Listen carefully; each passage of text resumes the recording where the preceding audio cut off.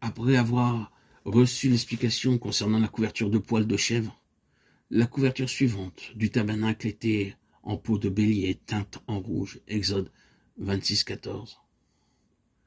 Il ne nous est pas dit grand-chose sur sa confection. Mais de toute évidence, c'était des peaux entières.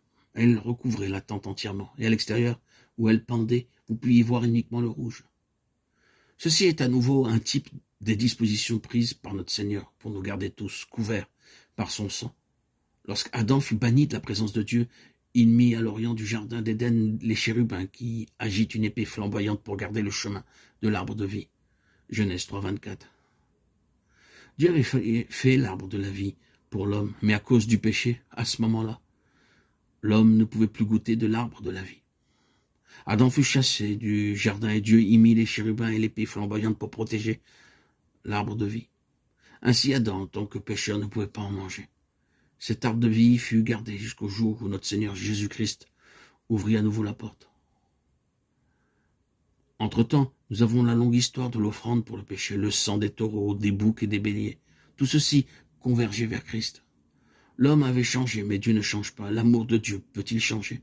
Dieu a prévu de toute éternité de faire ce don de la vie à l'homme. Mais l'homme n'était pas encore prêt à le recevoir. Aussi Dieu le tint en réserve.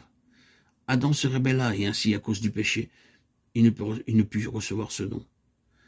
Les chérubins étaient là pour rappeler à Adam, « Oh Adam, ce que tu as perdu aujourd'hui, ce même dont tu te seras donné à nouveau un jour. » Nous commettons tous de nombreux péchés, bien que nous soyons nés de nouveau. Notre marche est entachée d'erreurs. Nous nous mettons en colère. La jalousie trouve continuellement un accès dans nos cœurs. Mais grâce au sang de Christ qui est sur nous, nous couvrant, nous sommes sans cesse rétablis. Tout ce que nous avons en Jésus-Christ, notre Seigneur, nous est pour toujours garanti et préservé par son sang. De cette façon, nous recouvrons tout ce que nous avons perdu par nos manquements, nos désobéissances et nos transgressions. Cette couverture de peau de bélier teinte en rouge nous rappelle que nous ne sommes pas couverts par le sang de l'homme, mais par le sang du Seigneur, Jésus-Christ, qui nous garde pour l'éternité. La dernière couverture était une couverture de peau de blaireau, tesson, selon la version d'Arby. Elle recouvrait tout le sanctuaire, le tabernacle dans son entier. Le blaireau est réputé pour être extrêmement vigilant vers ses petits. Il est constamment sur ses gardes et il ne permettra à aucun animal de s'approcher pour les attaquer.